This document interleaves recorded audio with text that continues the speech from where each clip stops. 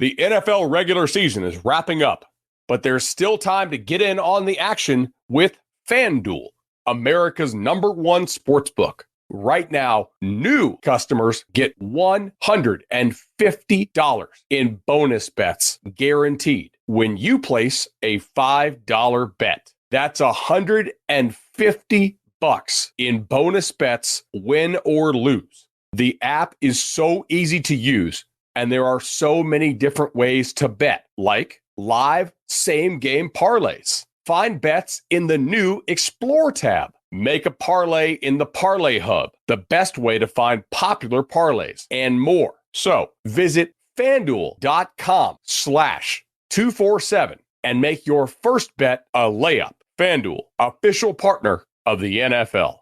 Must be 21 plus and present in Arizona, Colorado, Connecticut, Iowa, Illinois, Indiana, Kansas, Kentucky, Louisiana, permitted parishes only, Massachusetts, Maryland, Michigan, New Jersey, New York, Ohio, Pennsylvania, Tennessee, Virginia, West Virginia, or Wyoming. FanDuel is offering online sports wagering in Kansas under an agreement with Kansas Star Casino, LLC. First online real money wager only. $10 first deposit required. Bonus issued as non-withdrawable bonus bets that expire 7 days after receipt. Restrictions apply. See terms at sportsbook.fanduel.com. Gambling problem? Call 1-800-GAMBLER or visit fanduel.com/RG in Colorado, Iowa, Michigan, New Jersey, Ohio, Pennsylvania, Illinois, Kentucky, Tennessee, and Virginia. Call 1-800-NEXT-STEP or text NEXT-STEP to 53342 in Arizona, 1-888-789-7777, or visit ccpg.org/chat in Connecticut, 1-800-9-WITH-IT in Indiana, 1-800-522-4700, or visit ksgamblinghelp.com in Kansas, 1-877-770-STOP in Louisiana. Visit mdgamblinghelp.org in Maryland. Visit 1-800-GAMBLER.net in West Virginia, or call 1-800-522-4700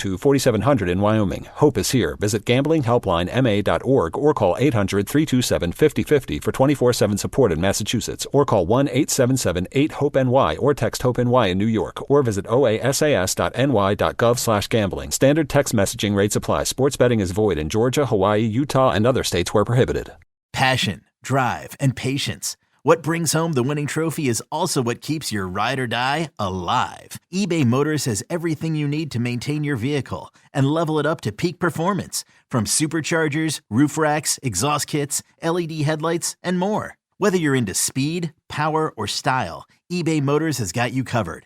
With over 122 million parts for your number one ride or die, you'll always find exactly what you're looking for. And with eBay Guaranteed Fit, your part is guaranteed to fit your ride every time or your money back. Because with eBay Motors, you're burning rubber, not cash. With all the parts you need at the prices you want, it's easy to turn your car into the MVP and bring home that win. Keep your ride or die alive at ebaymotors.com. Eligible items only. Exclusions apply.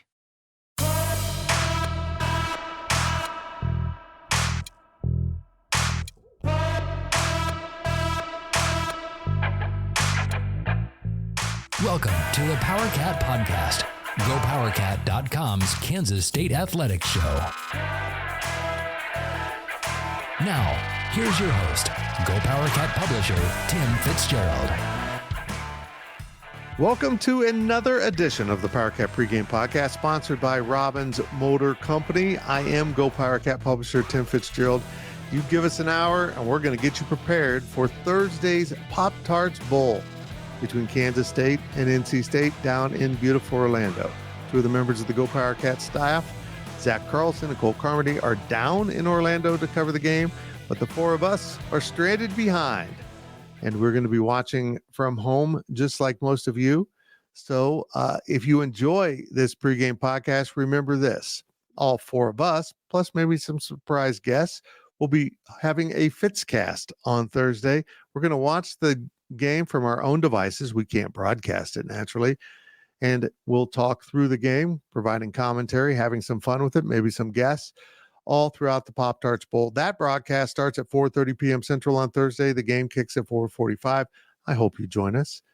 But today, our focus is on getting you ready for the Pop-Tarts Bowl. And the lineup is as usual.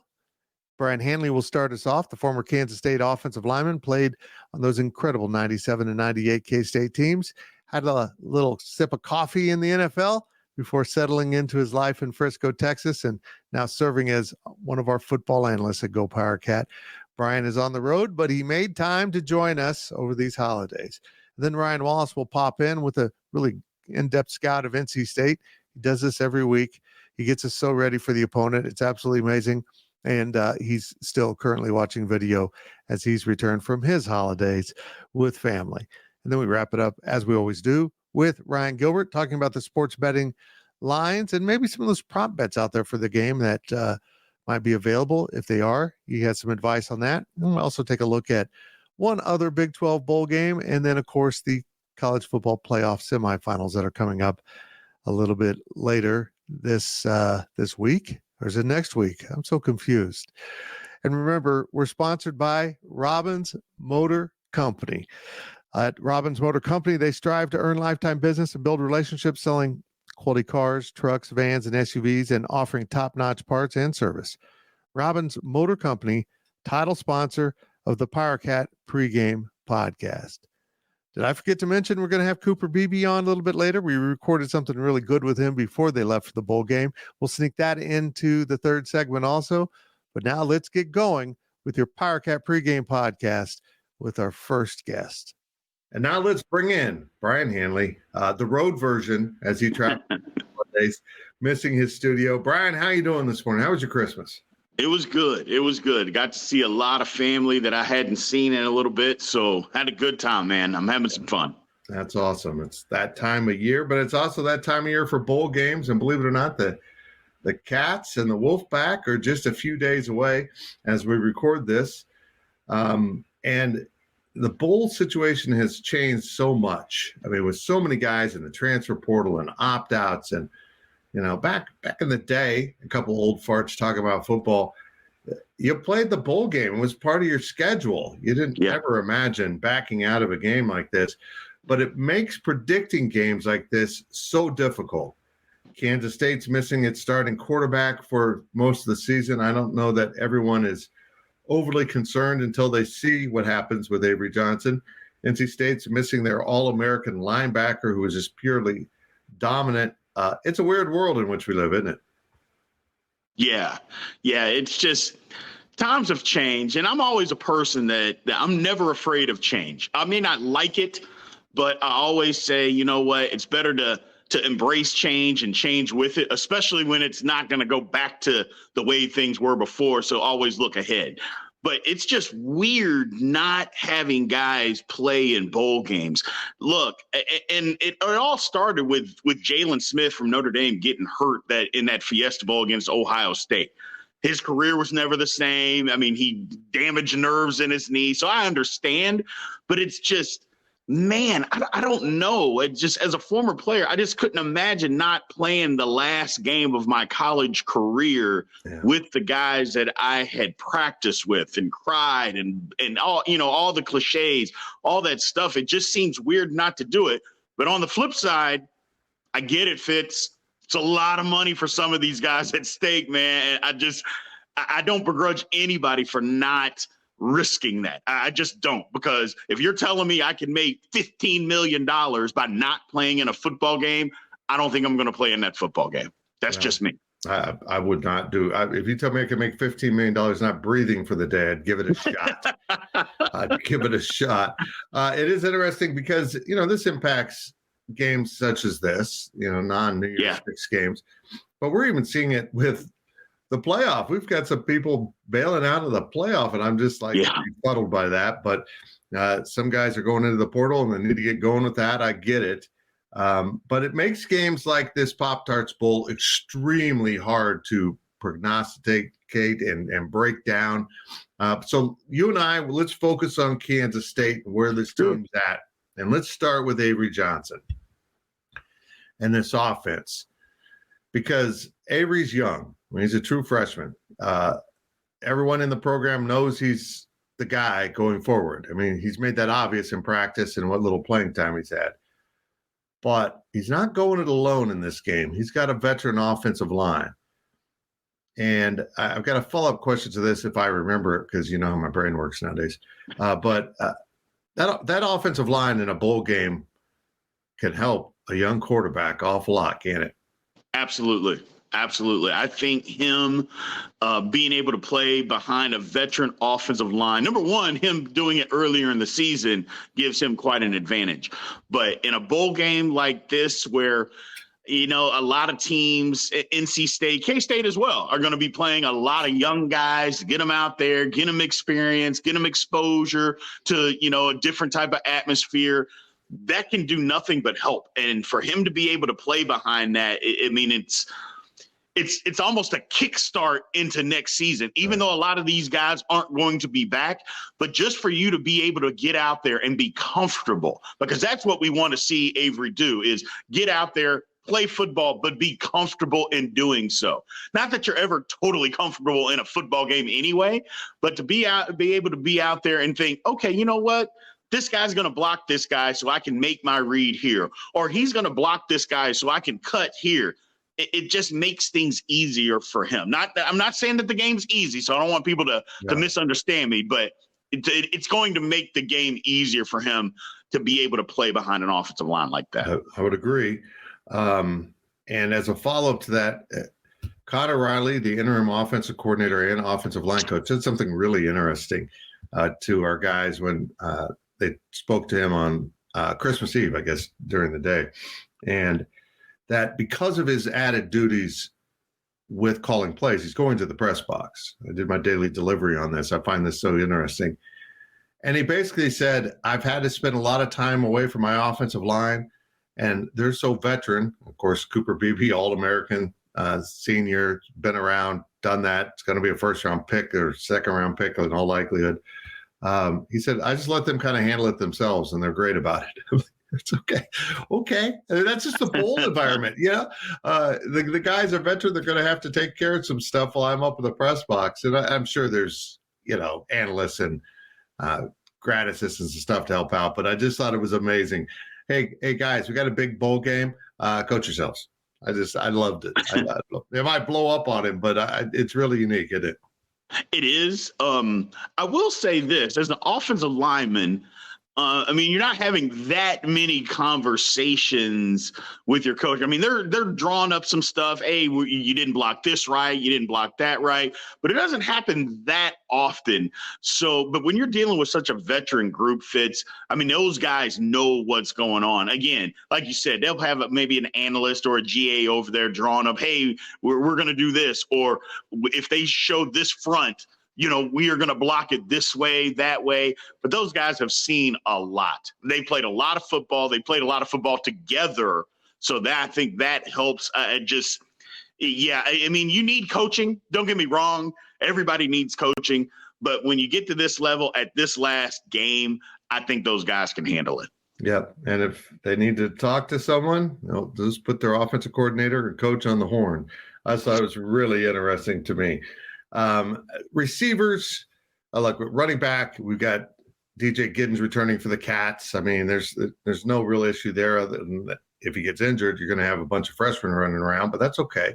That's kind of the nature of this game. Not okay, he's injured, but tight end, you've got the Oakley-Swanson combo back, even though Ben Sinnott is declared and is sitting this one out. That's a big loss. Receivers, you've had some change there, and they're going to go to younger guys. And with that one, I'm like, good. Okay. I'm excited to see what these offensive weapons can do with Avery Johnson out there, because this will look more like the team we'll see next year. Most of his weapons are young guys or guys that will be returning. So I'm eager to see how this unveils itself. Yeah, absolutely. I'm super excited to see it, because I know for a lot of years myself have called for K-State to play younger guys if they're capable of playing. I think as a big time program like we are, you have to get younger and get guys out on the field at an earlier age, especially with the transfer portal era. Because if guys sit for a year, maybe a year or two, then if they don't get to play as much as they think they should play, then they leave. And K-State doesn't need to be a developmental program for somebody else to come in. That's not what K-State is. K-State, it will be fine. But sometimes you have to recruit a guy that can go out there and play right away, and getting in a big-time bowl game that's going to be on TV. Maybe they haven't played a whole lot all year. But you know what? Sometimes, Fitz, you know how kids can be. You get out in a bowl game and it's on national television where it's the only game on. If you want to watch football, you got to watch Kansas State. And whether they play good or bad, sometimes that really doesn't matter. Get those guys out on the field and see what they can do. It's exciting for them. It's exciting for their family. And those are the people that are important to these young kids. And so I just think it's a great thing getting those guys out there. And like I said before, getting them out there, sometimes they rise to the occasion. And that's what I really want to see, because I think we've got some of that in the locker room there. Yep, I would agree with that. I think everyone is excited to see guys like Trey Spivey at receiver who haven't played a whole lot, but he flashed a few times on the field.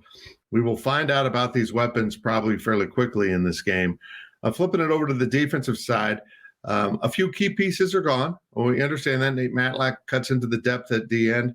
I'll be really honest here. I'm eager to see some of the young guys. I mean, they've just got some young guys that I feel like have been, almost held back, like that guy that wants to go, and you can't get at it. Now some playing time has been cleared. Kobe Savage on the back end is a serious loss. I mean, combine that with Will Lee at corner.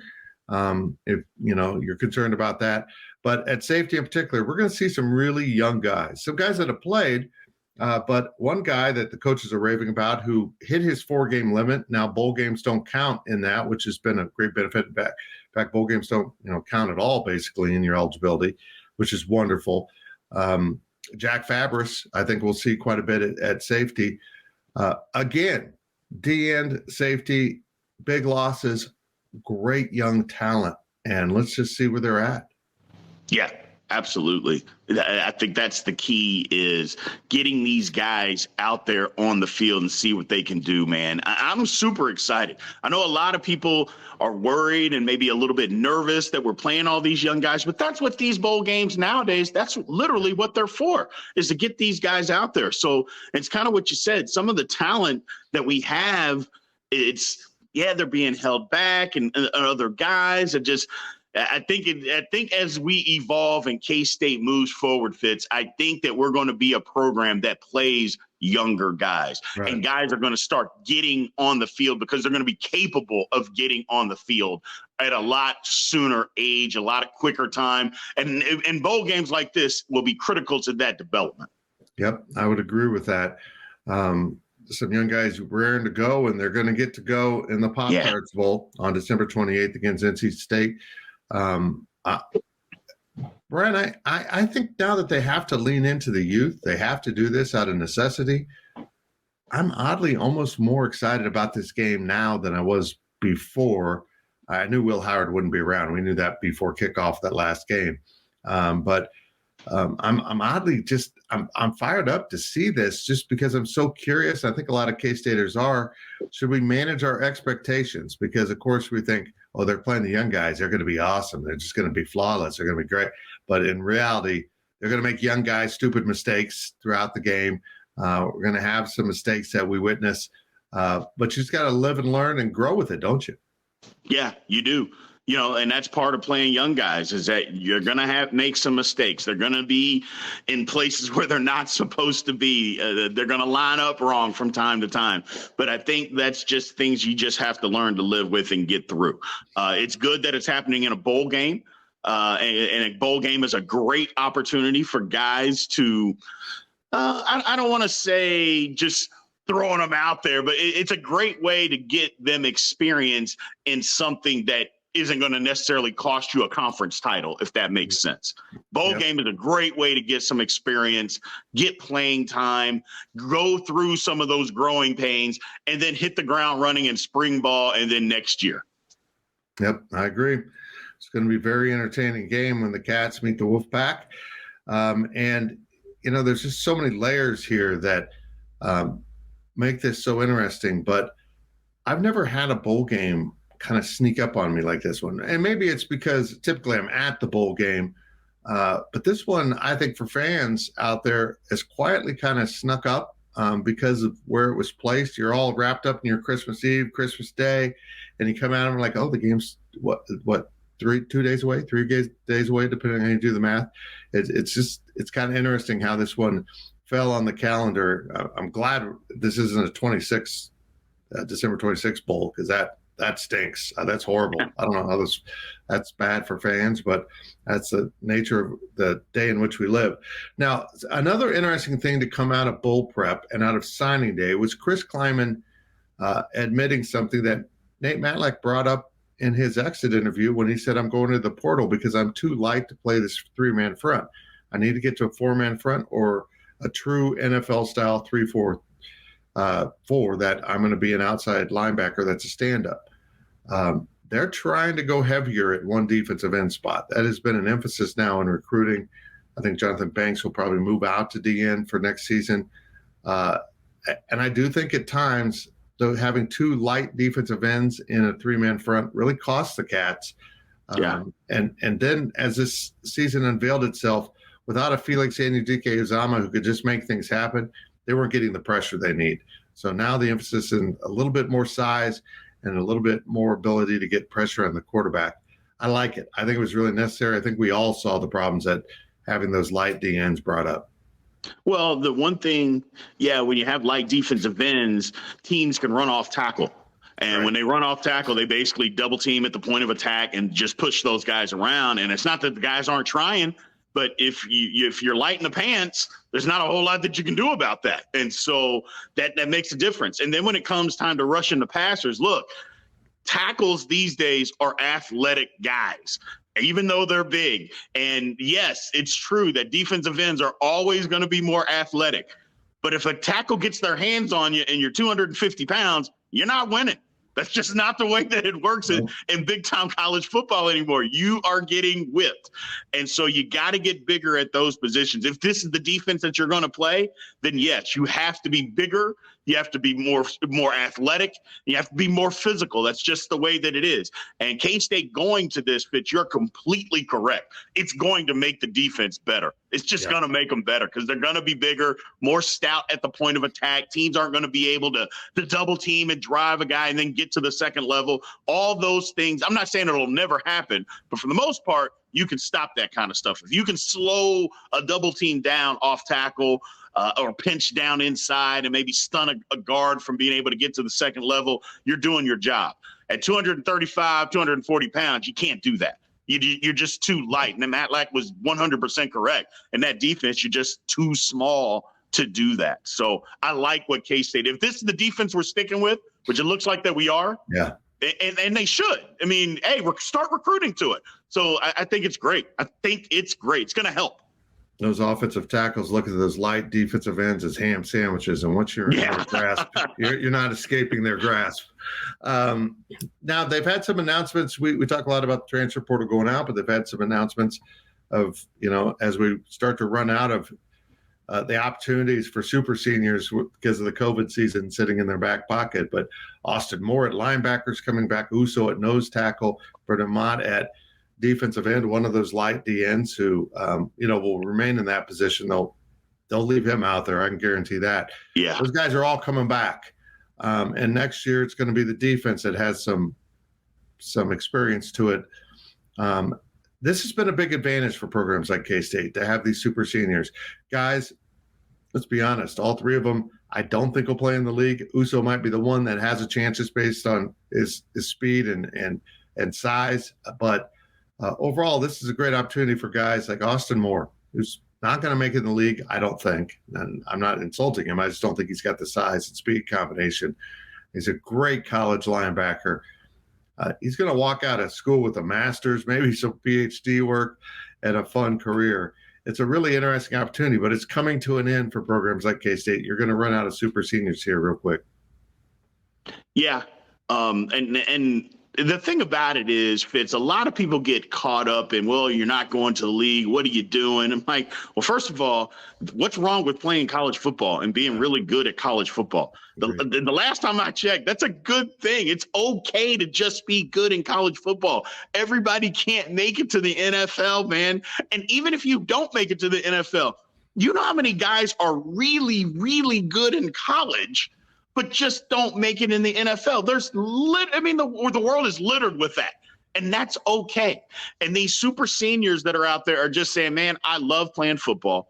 I want to play at Kansas State. I want to continue to play as long as they'll let me have eligibility. I mean, and we've seen it with other teams. People are out there playing 7 years, and now 7 and 8 years. I think that's going a little bit overboard. But, these super seniors with the 6 years, hey, COVID happened. I mean, that was a real thing. Give these guys an opportunity to continue to play.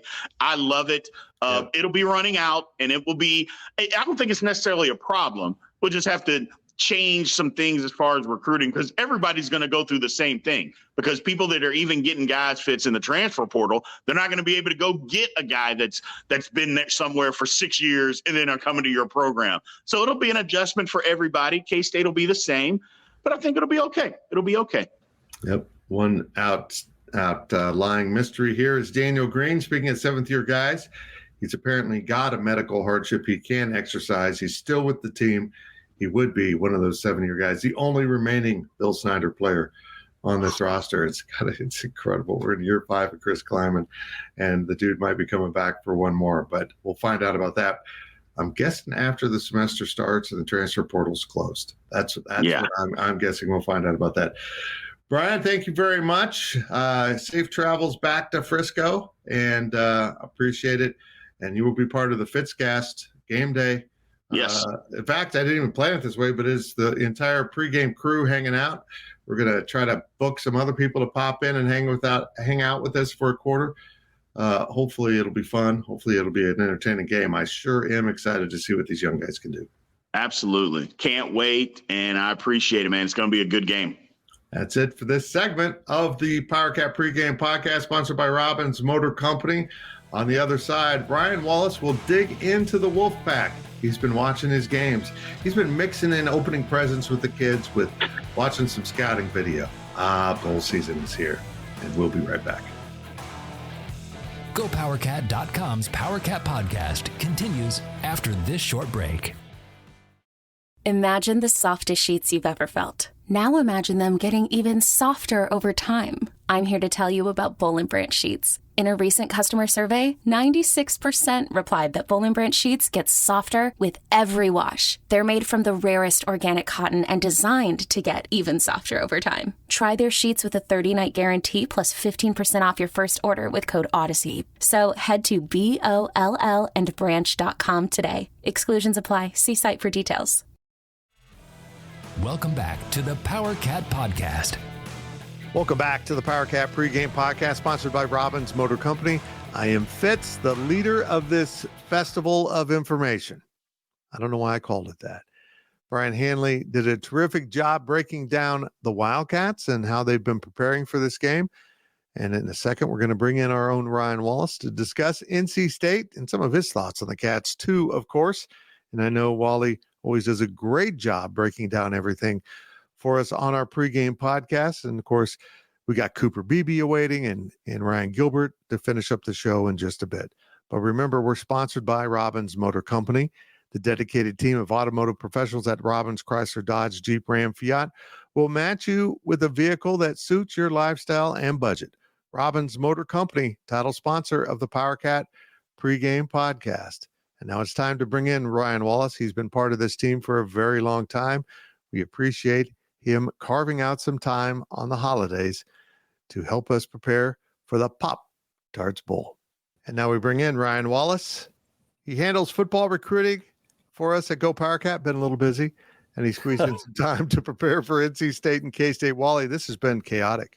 I mean, I know it has been for the coaches trying to wrap up recruiting, manage the transfer portal, get ready for a bowl game. In the case of Chris Kleiman, still trying to find a quarterback's coach. It's been nuts, but even for us, I mean, this game falling 3 days after Christmas, trying to get this recorded has been a little bit challenging. Brian joined us from Louisville. I had to do Gills before he left town for the holidays, and now you've returned. You're the most live person we've had. You're in the right place at the right time. And we're doing this on the day we release the video. So this information's fresh off the Wally tree, right? Yeah. I mean, you had to wait on me to get back from Wichita because I was down there. And now I'm only here in Kansas City for a couple days right after we record our Fitzcast for the Pop-Tarts Bowl. I'm back on the road to St. Louis for New Year's Eve. So, yeah, I mean, a lot of moving parts for us. And then, yeah, you mentioned it with K-State, the recruiting stuff.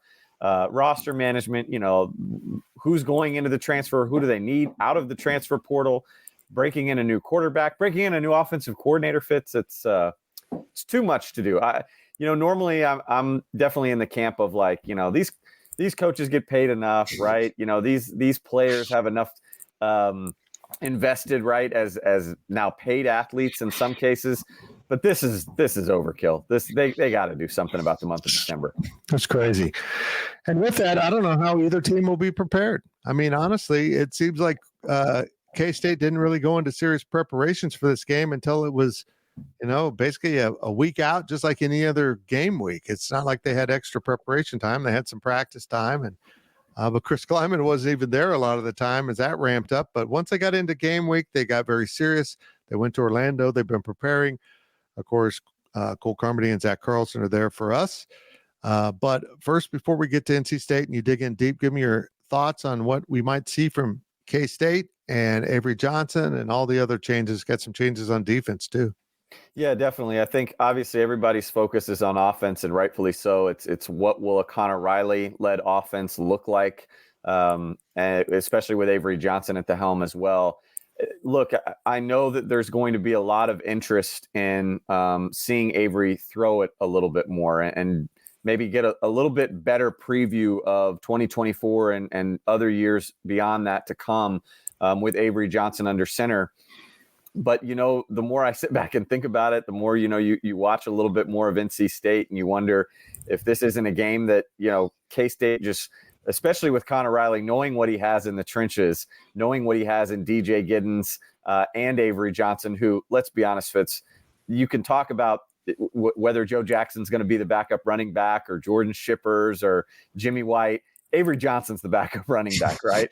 And, I think it would maybe be smart of K-State to just see what they can do on the ground first and then see, what you do with Avery Johnson through the passing attack. But obviously a guy like Jace Brown is somebody that, when he first arrived on campus, latched himself to. And so those two, when it comes to passing timing, they're going to be on. I think even he and Keegan Johnson are going to be on because, again, Keegan, even though we all expected him to be the number one guy, in the early weeks he wasn't. I think he was probably doing a little bit more time in practice with Avery than he probably was with Will until he got healthy. So timing wise, excited to see what those guys can do with Avery, but also if I'm Connor Riley, man, I just stick to the ground game and see how far it takes me. On defense, obviously, a lot more interesting, right, with some of the pieces that have departed, but namely Kobe Savage, that'll be the big one. And I'll be curious to see if Brennan Armstrong and Robert and I and that NC State offense maybe pick on the middle of that secondary a little bit. Sounds like, if I had to guess, it'll be maybe Colby McAllister from what we're hearing from Cole Carmody's coverage and Zach Carlson down there in Orlando, that Joe Klanderman said that he noted that as being one player that he feels very confident in that role. So that'll be an area that I'm interested to see. But, by and large, I think preparation has been probably a little bit easier, Fitz, for NC State. I think for the most part, K-State's defense has had less to kind of tinker with and, adjust to with some new parts. But with the K-State offense, I think that's definitely been an area that you could easily argue K-State's offense has had to go through more preparation, more adjustment and transition than any of the other phases for K-State or NC State. Okay, let's turn our attention to the Wolfpack, a pretty darn good football team out of the ACC. Also missing their star player, Peyton Wilson, their weak side linebacker, has opted out, among others. Give me your overall thoughts on this team, K-State. We'll see. Yeah, the more I watched of them here since getting back from the holidays, good news and bad news, I got some Iowa State vibes from this team. Good news in that that's K-State's most recent opponent. Granted, it's been about a month by the time they lace them up. But nevertheless, I think they've got maybe some better athletes, but overall, you look at the blueprint and it's a team that's led largely by their defense and a strong defense, one that is seasoned where it needs to be. Although I think, we talk a lot about K-State having to move on from Will Howard, K-State not having Trayshawn Ward, K-State not having Phillip Brooks. You go down the list and I think if there's any one player that probably means more and will be the biggest adjustment for a team to make, it would be NC State losing Peyton Wilson. For those K-State fans that, have been a little bit busy, right, with the holidays and haven't dug into the Wolfpack a lot, Peyton Wilson is the Bednarik winner in college football this year. I mean, he was the number one player, if you go by collegiate awards, in college football. And so a lot of NC State's defensive strengths, statistically anyway, have been propelled by Peyton Wilson. Fitz, he was the leader in tackles. He was the leader in tackles for loss, tied for the team lead in interceptions, tied for the team lead in quarterback hurries, second in sacks, and second in PBUs. The guy did it all for Tony Gibson's defense. They're going to replace him with a guy named Kamal Bonner, 6'2", 195, true freshman that has played in 4 games this season. They've got some guys around Bonner that will be able, I think, to, ease him in a little bit. But there is no question what NC State will be missing and will be without with Peyton Wilson, sounds like on the sidelines as he opted out of the Pop-Tarts Bowl to get ready for the NFL draft. But, overarching theme with NC State, I think it's an offense that I think you could argue has turned the corner a little bit, certainly riding this 5-game win streak. I think they've gotten into Robert and I's what I've kind of read between the lines is a complicated scheme to kind of pick up. And I think they started to master that down the stretch. And then a defense, like I said, that is just very stout, but will be without their best player and their quarterback in Peyton Wilson. Offensively, Brennan Armstrong is a little bit of everything. He's a southpaw. Where do you see this offense? I think Armstrong is a guy you would have thought would have started a little bit quicker, considering that he knew Robert and I's offense from the past. He's a Virginia transfer. That's where Robert and I was initially, then went to brief stint at Syracuse before landing at NC State. And for whatever reason out of the gate, it just didn't work out. And I think part of that had to do a little bit with the offensive line. I think the Wolfpack was without 1 or 2 of their interior starters for kind of the opening hiccup stretch. And Armstrong was kind of out of his rhythm and ended up getting benched. And then he came back and played much better down the stretch. But they moved around Jacarius Peak. He's now, I believe, at right tackle, flipped from left tackle to right tackle midpoint of the season. And that seemed to make a huge difference for the offensive line, and thus Brennan Armstrong being able to do what he does best, and that is be both versatile with his feet and through the air. But it's an offense that for as much ground, I think, as they've made in the last 5 weeks, and they've gotten some of their younger playmakers involved, it's still very much led by this tremendous freshman, Casey Concepcion. He was a talented guy coming out of high school that NC State was able to land. And Fitz, he is, to me, a combination of like a Tavon Austin and a Rondale Moore.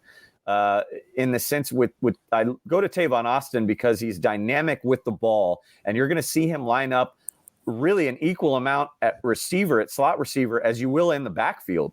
They will use him as a running back and use him as a running back often, and not just on jet sweeps, as a true running back. And so that's where the Tavon Austin part comes. And then Rondale Moore, in the sense that I think he's a pretty skilled receiver and has a dynamic route tree for a guy. He's not just a one-trick pony. He's not just a, kind of a scat back guy that they'll get out in the flat and then, let him go. I mean, he can do a little bit of everything at receiver, but they use him just an awful lot. He's got 65 receptions on 95 targets. The next closest receiver that NC State has used this year, 28 receptions on 47 targets. I mean, when I say they go to KC Concepcion a lot, they go to him an awful lot. Kendrick Raphael is a dynamic running back that they've started to mix in a little bit more. Former Iowa commit that NC State flipped, creates a lot of missed tackles for a young guy, and they'll get him involved. But if you want to talk about taking away 2 guys, without a doubt, I'll be interested to see how much emphasis Joe Klanderman puts on Concepcion, one, and then kind of limiting what Brennan Armstrong can do with his feet, because they want to do both phases of the game with him. They want to be able to get him running, keep the defense honest, and then open things up through the air. If K-State can start to limit Concepcion a little bit as a receiver and then start to limit Brennan Armstrong as a runner, I think that puts this NC State offense really against it because they're not known for moving the ball through the air or really through the ground, in a lightning pace or anything that's going to scare K-State to a level they haven't seen already. Yeah, my comparison might be more about how he's used by NC State. It reminded me of Deuce Vaughn. Except the receiver version. Right. Deuce would go out and play some receiver, and Concepcion moves in to play some running back. But when you're a program like K-State or NC State, and this is what I like about this matchup, when you got a dude, you get the ball to the dude. And if you're a Texas or, maybe a Florida State, you got a number of dudes and you're constantly trying to balance things, and you really don't carve out the same offensive identity as you do with a program that is hyper-focused on, we're going to build this offense around this guy. Right. And that's what I see them doing. I like it. Kid's really good. I mean, my goodness, he can run. And like you said, they throw the ball to him, he's going to catch it. So it's a real point of an issue for K-State. Well, and one other thing that I should have thrown in there too, when you talk about this offense, is that it is hard to just take those guys away. And that's why I'm interested to see what Klanderman does, because Robert and I, Fitz, when I watched what NC State did at the latter half of the season, because I think that's where you need to watch the games and not worry about where they were when they were having their hiccups in the early part of the season. It's got a little bit of Andy Kotelnicki flair to it, in the sense that there's going to be a lot of pre-snap movement and motions. And so it'll be hard for a guy like Joe Klanderman to just say, okay, we're going to put two guys on Concepcion, because they're going to move him around a lot. And they're going to do a lot of other things with their wide receivers too. A huge game. And I will get to it on K-State's offense too. An absolutely huge game, Fitz, for just K-State overall in communication, both on offense and defense. They've got to get themselves properly aligned on both sides of the ball before the snap is even delivered. That's my big concern right there, brother. I mean, when you add young guys in, I'm not as worried about them post-snap as pre-snap, being in the right place and figuring out where they're supposed to be. But I also think having, so many veterans around them, like Austin Moore, might help this K-State defense. Special teams, anything jump out at you in special teams? Well, I mean, it's kind of a tale of two sides for North Carolina State. They've got a top 25 kick return offense. Obviously, when you've got a guy like Concepcion and some other, talented players that can do some things with the ball in their hand, they've got some ability on both kick return and punt return. But I think the kick return unit particularly stands out for me.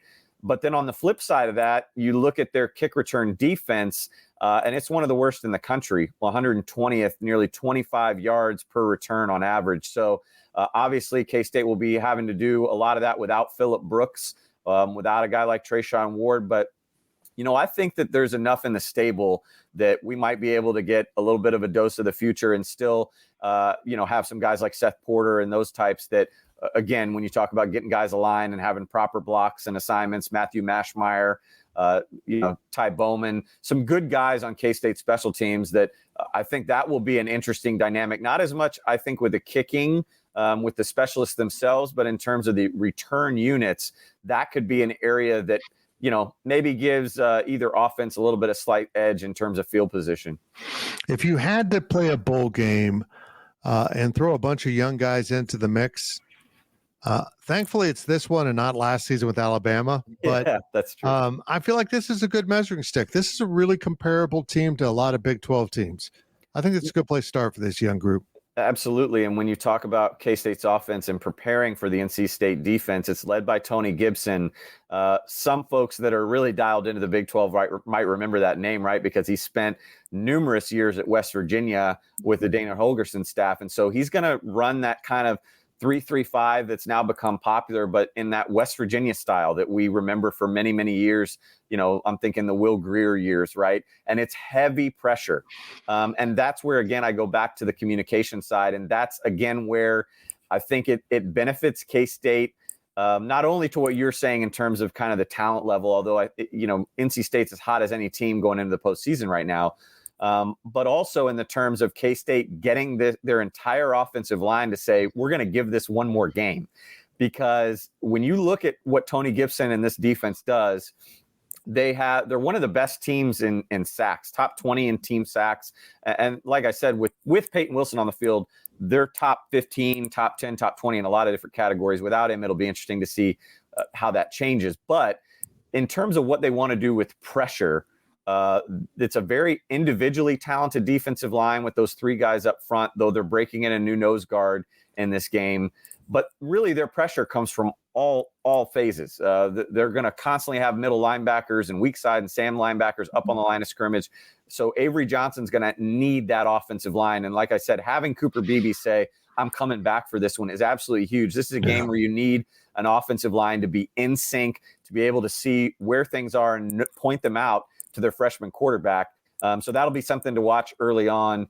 But yeah, you're right, Fitz. It's going to be a game where I think K-State has the opportunity to do some things at full strength. You know, if you had a Ben Sinnott, this is a great game for a guy like Ben Sinnott, because I think you can attack the weak link in this NC State defense, certainly without Peyton Wilson, is at linebacker, and trying to get some mismatches there. I really like their corners, like their safeties. They're going to have to get a little bit more from Boykin, a seasoned vet who's going to, take the spot of a player that they lost in the transfer portal. So they'll lean on him a little bit more.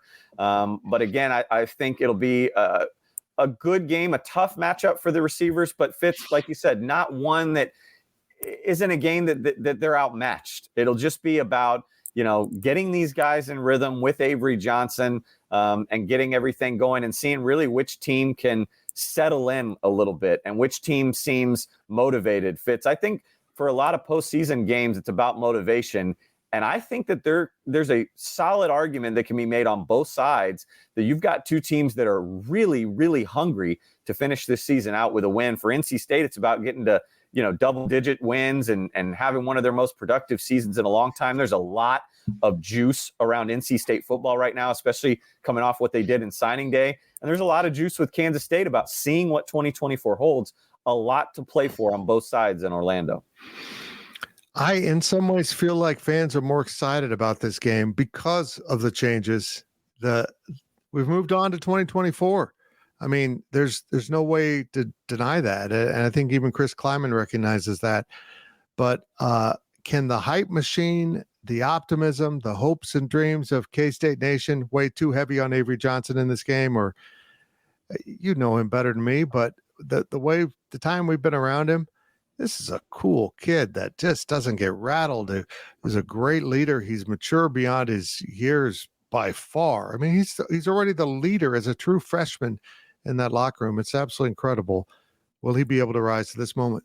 I think so. And I think for two reasons. I think the first is just what he brings to the table as an athlete.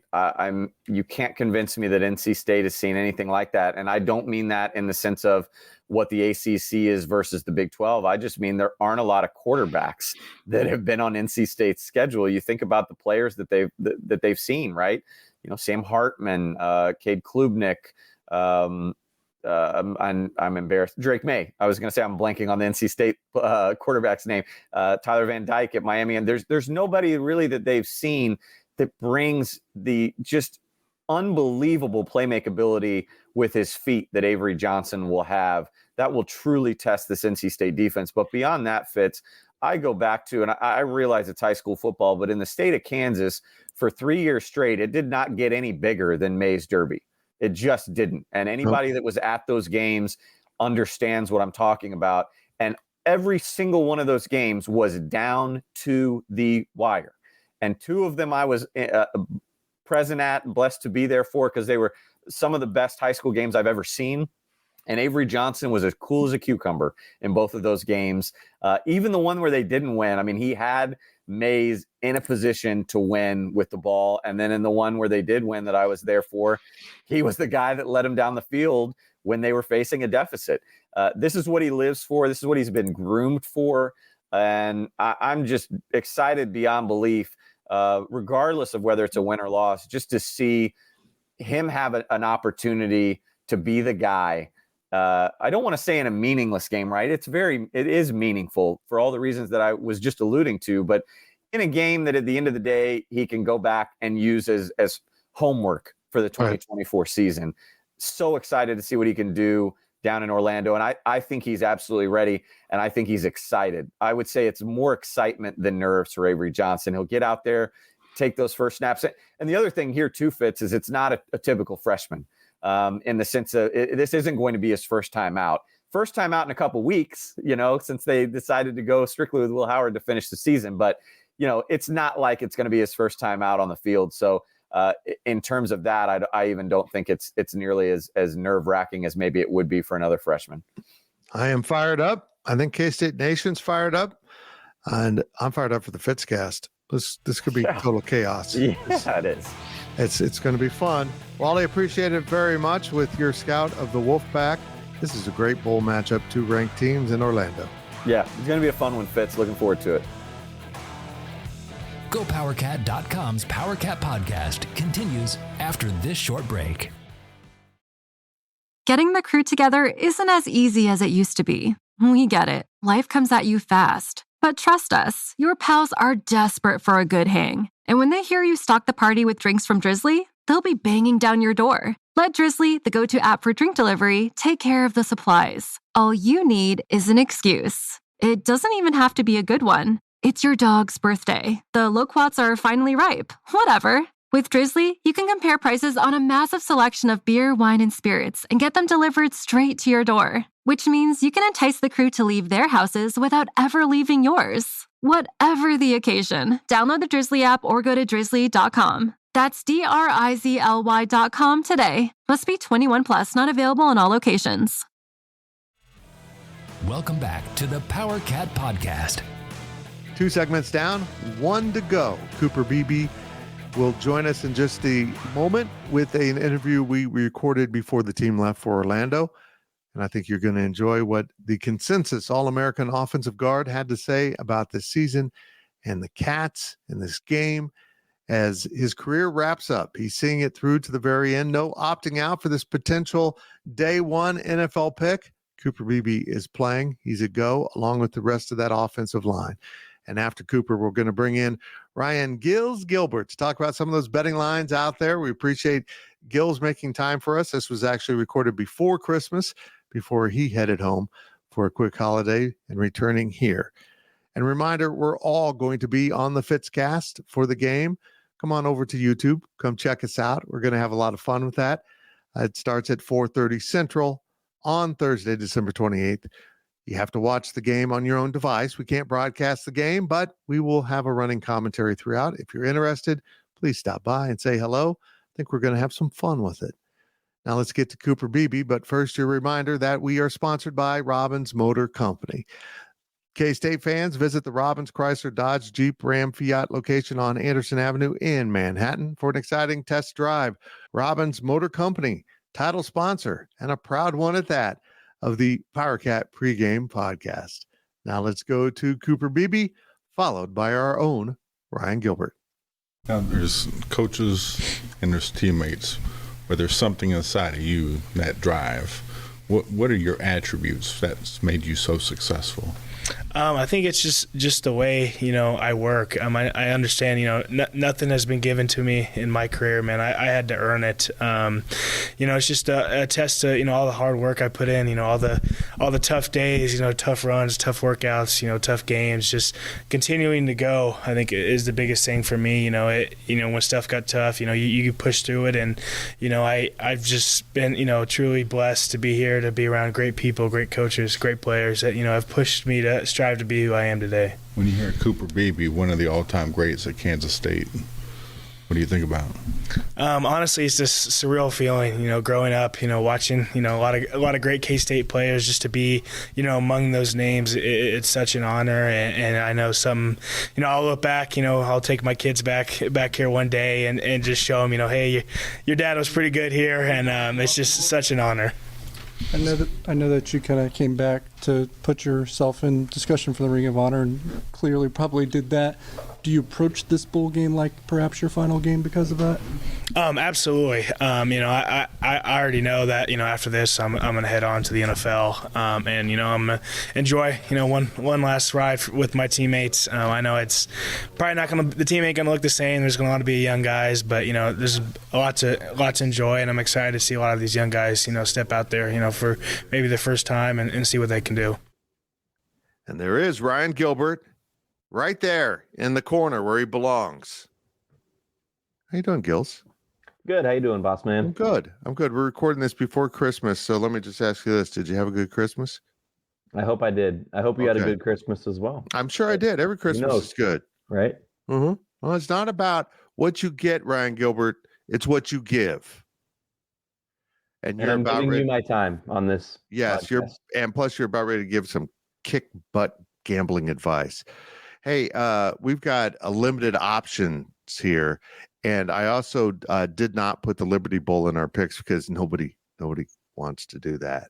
No, nobody's going to bet Iowa State. I don't even know who they're playing. So I saw Iowa State, and I said no. So let's start with the Alamo Bowl, which I don't know if you prepared for this or not, but Arizona is a 2.5-point favorite over Oklahoma. Now, the question I posed at the start of this segment was, is this a Pac-12 versus Big 12 game or a Big 12 versus SEC game? I don't know if this is one that really matters, right? Like Texas is like, okay, if they do good, that's a Big 12 game. Right. If not, then that's an SEC game. But so I don't know. You bring Big up 12 fans should probably cheer for Arizona, right?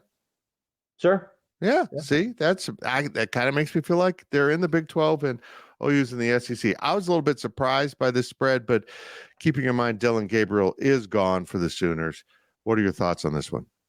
Well, both of these teams, Fitz, I did do a little research. You're Thank welcome. you. Oh, so good. Both these teams were good as far as the betting, area goes this year. Arizona was 10-2 against the spread. Oklahoma was 8-4 against the spread. But obviously, you mentioned no Dylan Gabriel, and so for that reason alone, I'd probably lean Arizona.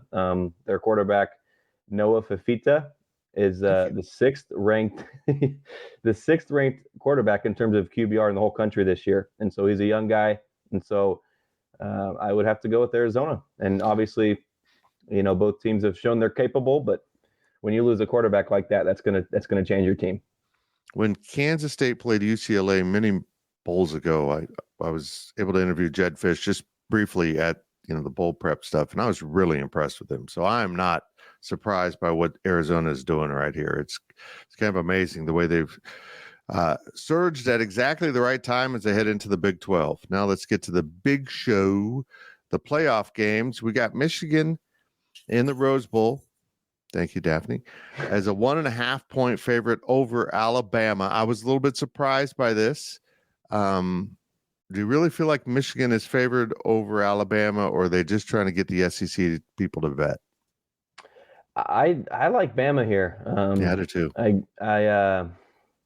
Michigan hasn't really faced a team like Alabama yet, right? Most Big Ten teams want to just attack the intermediate passing game. I think Milroe's going to really attack it deep against Michigan. That's what he excels at doing. He likes to take his chances. Michigan just hasn't seen that. And also what he can do with his legs. I don't think Michigan's faced as good of a running quarterback as maybe Milroe presents. And so I think Michigan's on upset alert here. I guess it's not really a big upset when you look at the betting line, but one against four, right? Yep. I think the SEC, I know we like to bash on it, Fitz, but I don't want to call the Big Ten overrated, anything like that. But I think the SEC is going to pick up a win here with a chip on its shoulder. I like Alabama. Daphne's trying to bark. She's got something on her mind. I saw you muted your mic. Yeah, this is the perils of the Cats and Dogs studio. Okay, let's move to the one that does involve a current Big 12 school. We're going to claim them for the purposes of maybe they'll win. Texas, I love this game, by the way. I think these are the two best teams in the playoff. Texas, though, at the 3 seed is a 4.5-point favorite over Washington, the 2 seed. I thought that was interesting. In the Sugar Bowl, give me your thoughts on this one. Well, good teams find ways to win games, and so I'll give Washington credit here, but 9 games in a row they've won by 10 points or less, and so I just fear that Washington's luck might be running out here.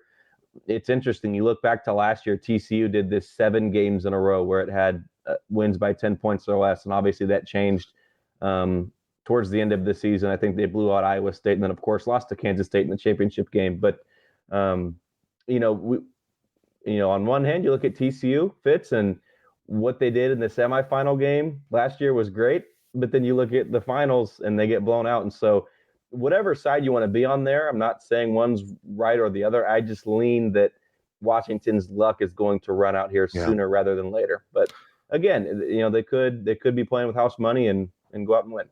Yep. I'm impressed by Texas when they want to play. I think they're the best team in the nation, but they don't always show up at full force. It kind of takes some time off in a lot of games. They haven't last few. Kansas State, as we turn our attention to the Pop-Tarts Bowl, is a 2.5-point favorite over NC State. The over-under is 46.5. As we start with these actual lines, what are your thoughts on the point total or even the spread for K-State?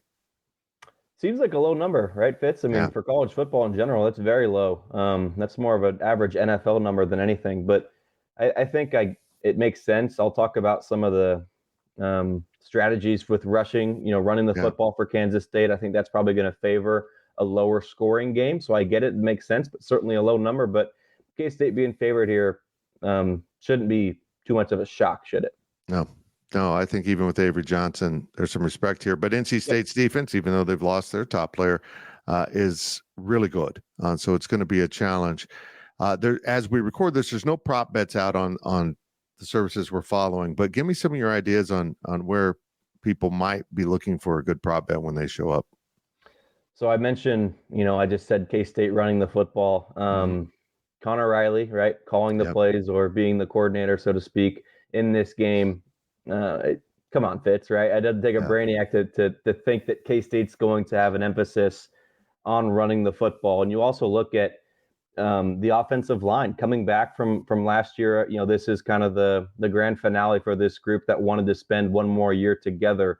And so I really see K-State wanting to run the football in this game, averaging nearly 200 yards a game on the ground this season. K-State, I mean, that's kind of where its bread is going to get buttered, especially with Avery Johnson at quarterback. Now, you mentioned it, NC State, third best in the ACC, but they did just lose Peyton Wilson, who opted out of this game, their best linebacker and probably their best defender on the entire team.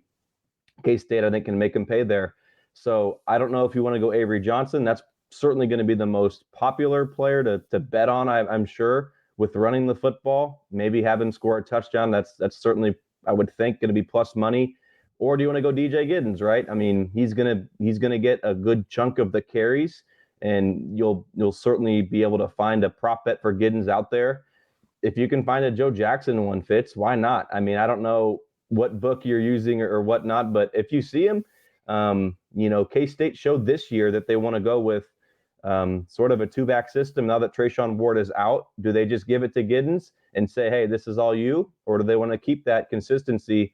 Not put too much on Giddens' plate and just say, hey, we're going to give Jackson 10, 15 carries. So I don't know which one specifically I'd love, but I would definitely hone in on some rushing bets for Kansas State. You just look at everything going on with the offense. Avery Johnson's certainly going to, I think they're going to give him his chances to air it out, but by and large, Connor Riley, everything just kind of comes together here for K-State to go run centric here against NC State. So, yeah, I think that's probably the play in my mind. A couple other ones without Phillip Brooks and RJ Garcia. There's some slot opportunities for K-State at the wideout position. Jace Brown, I think, is without those players opting out or leaving, transferring. Jace Brown's poised for a big game, but now that it's going to be on him to make some plays in this game without a couple of those key players. And again, even if those players were playing, who does Avery Johnson have the best chemistry with? Who has he taken the most reps with in practice, as the twos earlier on in the season, so to speak? That's Jace Brown. And so those two, I think, are going to find each other. So I love Jace Brown, and I also love a lot of rushing bets for K-State as well. Not one specifically, but a lot. No, I love your point with Connor Riley. And, prop bets are kind of hit and miss for some of these games, whether they're offered or not. And this one won't be offered, but I would probably take the over on first quarter run total for K-State. I think Connor Riley, being kind of a traditionalist, he might throw the ball a lot in this game, but I think he's going to want to come out and run the ball and establish that veteran offensive line as a dominant force. I just think that's a sound plan to start with, but I think that's the way he'll go. He's not going to come out chucking it all over the field unless they have to, unless they're just totally taking away the run. And also, I mean, Avery Johnson, first career start. Do you really want to have him go out there, on the first play of the game and air it out deep? Let him settle in. Those nerves can calm down, and then get him going later on in the game through the air. But early on, Fitz established that run. Yeah, throw some screen passes or a little bubble action out on the edge and let him get into a rhythm. Ryan Gilbert, you're a smart man. I appreciate your input here. How about those Steelers? How about them? Okay, that's enough of you. Ryan Gilbert, go away. I don't even like you. Go away. I appreciate you joining me, though. I don't like you either, but I'll get out of here now. Thank you, Ryan Gilbert, for taking some time over the holidays to tape this edition of the show. We hope we've gotten you ready for the game as best we can. Still to come is my one thing to watch in the contest, and that contest is the Pop-Tarts Bowl between NC State and Kansas State, December 28th. It's a Thursday, kicking off at 5:45 p.m. local time out in Orlando. And, of course, that's 4:45 in Central. And we will be starting the Fitzcast at 4:30. Make sure you join us right here on this YouTube channel or on Twitter. The Fitzcast will be the four of us on this podcast watching along at home on our own devices. We can't broadcast the game. And you can watch us watch the game while you watch the game, and everyone watches. That's how it works. We'll see if we have success with it. If it's a disaster, if it's fun, we'll find out. The Fitzcast starting at 4:30 on Thursday Central Time. The Cats and the Wolfpack. How do these teams fit together? Well, NC State's a really good defense, missing their All-American at weak side linebacker. K-State's been a really good offense this season, missing the guy who started at quarterback all season long, and Will Howard. Avery Johnson takes over for the Cats, and there's a reason why. He's the only man standing of the players that were eligible to play this past season. Everyone left because they could see the writing on the wall. Avery was going to be the starter for 2024 and beyond, and as it turns out, he'll finish up 2023. But here's your one thing to watch. Can Avery Johnson, this veteran offensive line, and some young weapons, as some veterans have also opted out of this bowl game at tight end and receiver, can they move the ball consistently against a very sound NC State defense? Now, Connor Riley, the offensive line coach for Kansas State, will be calling the plays for the first time. So there's a lot of things that have to fall in place for this to be a successful offensive outing, particularly with so many young guys, including the quarterback. Keep your eye on K-State's ability to do what it wants to do offensively, because NC State's going to put up one heck of a challenge. That's it for this edition of the Powercat Pregame Podcast. Make sure you join us for the Fitzcast, and we hope we got you ready for this game. It's the Cats and Wolfpack in the Pop-Tarts Bowl right there in Orlando. We won't be there, so I won't see you there, but I appreciate you watching. And next season, I will see you at the Bill. Thank you for listening to the Powercat Podcast. Make sure you're subscribing to our show at Apple, Spotify, Amazon, or wherever you get your podcasts. With Blue Link Plus, you can access your Hyundai Tucson Limited remotely. Doors unlocked, temperature set, lost car found. There it is. Get complimentary class-leading Blue Link Plus. Call 562-314-4603 for complete details.